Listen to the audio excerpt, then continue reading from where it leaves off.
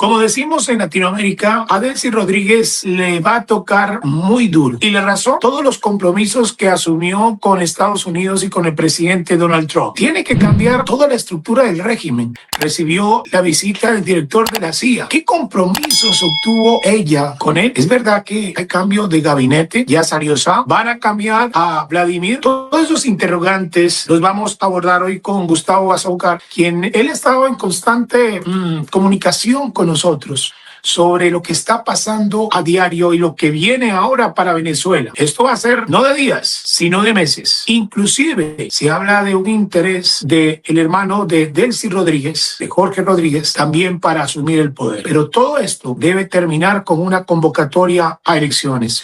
Gustavo, bienvenido. Wilson, qué gusto volver a estar en tu programa. Gracias nuevamente por la invitación. Gustavo, yo creo que lo voy a tener que comprometer para vernos cada semana porque creo que es una necesidad de todos los venezolanos de saber qué es lo que está ocurriendo cada día, cómo está avanzando este proceso de la transición, y usted tiene mucha claridad sobre esto y aporta mucho al conocimiento de la gente. Hablemos de la visita del director de la CIA. ¿Cuál era el objetivo del director? Bueno, el director de la CIA, de la Agencia Central de Inteligencia, una de las agencias más poderosas del mundo, algunos la consideran la más poderosa del mundo y otros dicen que está dentro de las tres más poderosas del mundo. Comparte esos tres importantes sitiales con el Mossad de Israel y con el MI5 del Reino Unido, ¿verdad? Que son agencias de inteligencia muy, muy poderosas. Y fíjate que el presidente Trump envió a Caracas a dos funcionarios del gobierno de Estados Unidos. El primero que viajó fue el actual embajador de Estados Unidos en Colombia, el señor John McNamara, quien a su vez es el encargado de negocios de la embajada de Estados Unidos en Venezuela. El señor McNamara tiene una doble función. Representa a Estados Unidos en Colombia, pero también representa a Estados Unidos ahora en Venezuela. Y le ha sido encargada al señor McNamara la tarea de reabrir la embajada de Estados Unidos en Caracas. Y luego de la visita del señor McNamara, ha ido a Caracas nada más y nada menos que el director de la CIA, de la Agencia Central de Inteligencia, el señor John Ratcliffe, que es un alto, pero altísimo funcionario del gobierno de Donald Trump, y es creo que esto es importante, Wilson, es el director de una de las agencias que participó directamente en la captura y extracción de Nicolás Maduro en Caracas el pasado 3 de enero de 2026. De modo que no es cualquier hijo de vecina que fue a Caracas a entrevistarse con Delcy Rodríguez. Fue un hombre duro, uno de los llamados halcones del gobierno de Estados Unidos, que, como te digo, estuvo en el antes, en el durante y en el después de la captura de Nicolás Maduro. Ahora, ¿a qué fue? Esa es la pregunta que mucha gente se hace. Esto no es una visita de cortesía, no es la visita de cortesía que se hace para conocernos, para tomarnos un café, para cordializar, para tomarnos una foto. No, evidentemente eso no fue, no es el motivo de la visita. Lo que hemos podido conocer al día de hoy es que el señor John Ratcliffe fue a Caracas a leerle las cartillas a la señora Rodríguez, a ponerle los puntos sobre las IES a la señora Rodríguez y a entregar por escrito en un plano lo que son las verdaderas exigencias del gobierno de Estados Unidos para esta etapa que se llama transición. La transición, el paso de una dictadura a una democracia, el regreso a la democracia venezolana. Y la lista es muy extensa de las cosas que le pidió el señor Ratcliffe a Delcy Rodríguez. Por ejemplo, entendemos que, y así nos lo han confirmado fuentes con las que he conversado, que le pidieron la salida inmediata de todos los espías y militares cubanos que están en Venezuela. Esto es muy importante. En Venezuela, hasta hace algunos años, se habló de que habían hasta 60,000 cubanos cubanos, militares, espías, mercenarios, disfrazados de entrenadores deportivos, de asesores agropecuarios, de músicos, de médicos cubanos, etcétera, etcétera.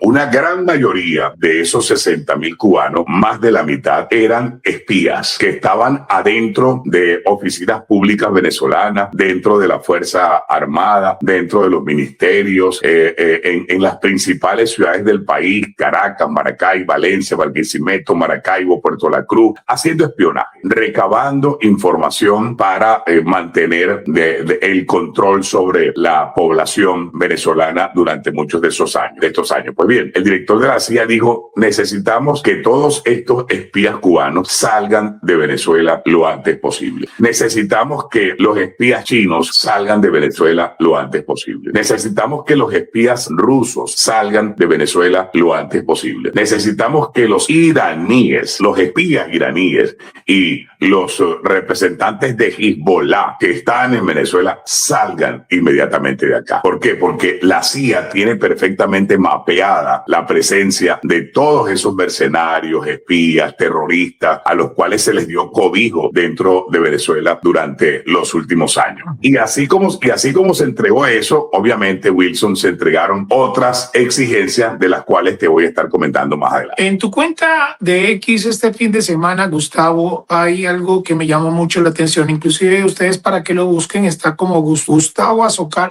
en X. Y el fin de semana habló sobre la luna de miel de Delcy Rodríguez y Donald Trump. Y hay algo que me llamó mucho la atención, es la hoja de ruta política que lo está planteando dentro de tu investigación. Y lo que está pidiendo el gobierno de Estados Unidos, según tu informe, habla sobre un cambio de gobierno. Lo busco por acá. Cambio en todos los ministerios, cambios en el alto mando militar. Tendrá que buscar un sucesor a Vladimir Padrino. Así es. Cambio, devolución de las tarjetas a los partidos políticos judicializados, designación de un nuevo directorio en el Consejo Electoral y convocatoria a elecciones presidenciales en la Asamblea Nacional. Eso es devolverle la democracia a Venezuela. Por supuesto, es importante señalar que el gobierno de Estados Unidos ha priorizado las acciones en Venezuela en dos sectores. En el sector de la economía, lo económico para Donald Trump y su administración tiene un peso demasiado importante. ¿Por qué? Porque la manera de estimular el retorno de casi 9 millones de venezolanos que salimos del país, que huimos del país, una gran mayoría de los venezolanos que salieron de Venezuela salieron por el tema económico, por una economía destruida, por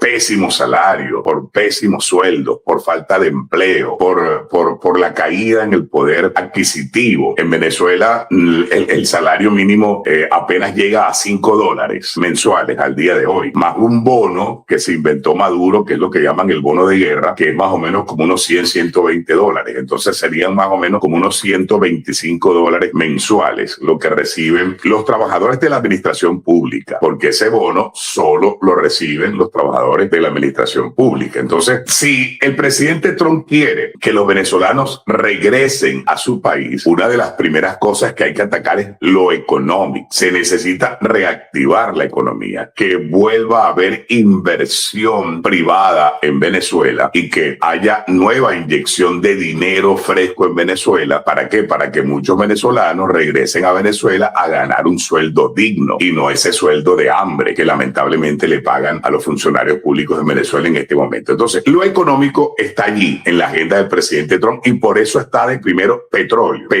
Por eso Estados Unidos pidió 50 millones de barriles de petróleo para comprarlos ya, venderlos ya y disponer de una suma de aproximadamente $4,000 millones que se reinvertiría inmediatamente en Venezuela. Y por eso Estados Unidos quiere que Venezuela empiece a producir más petróleo, que pueda producir 1 millón de barriles diarios o 1,5 o 2 o hasta 3 millones de barriles diarios de petróleo, porque eso significaría dinero para levantar de alguna manera la economía venezolana, y al levantar la economía eso va a producir seguramente el regreso de una cantidad importante de venezolanos que hoy día están afuera. Pero al otro lado está lo político, que mucha gente piensa que no ha arrancado, que por qué no ha arrancado la transición política, que eso está como muy lento, que todavía el madurismo sigue en el poder, la señora Delcy, el hermano, el otro, y entonces la gente dice, bueno, ¿y cuándo va a arrancar la transición política? ¿Cuándo vamos a ver movimientos en lo político? Esa agenda que tú acabas de leer está en manos de la señora Rodríguez porque se la entregó el secretario de Estado, Marco Rubio, y le dijo, esto también hay que hacer. Cambios en los ministerios. Hasta esta hora se han producido cambios en aproximadamente 5 o 6 ministerios. El más importante de ellos, por cierto, el que le acaban de quitar a Alex Saab. Esa ha sido una medida concreta que tomó Delcy Rodríguez acatando instrucciones del gobierno de Estados Unidos. Pero tiene que hacer cambios en todos los ministerios. Son más de 30 ministerios donde tiene que haber cambio. Gustavo, y sobre el tema del cambio de mando, sobre todo Vladimir Padrino, ¿qué va a pasar? Padrino tiene sus días contados al frente del Ministerio de la Defensa. Padrino López tiene casi 12 años como ministro de la Defensa y evidentemente se ha convertido en un personaje en el que Estados Unidos no confía, no tiene ninguna confianza el gobierno de Estados Unidos. Aparte de eso, hay una recompensa sobre su cabeza que se mantiene vigente por parte del gobierno de Estados Unidos y Estados Unidos considera que los cambios más importantes que tienen que producirse en Venezuela tienen que darse dentro de la Fuerza Armada Nacional Bolivariana y que una manera de iniciar esos cambios puede ser justamente sacando a Padrino López, pasándolo a retiro y nombrando a un nuevo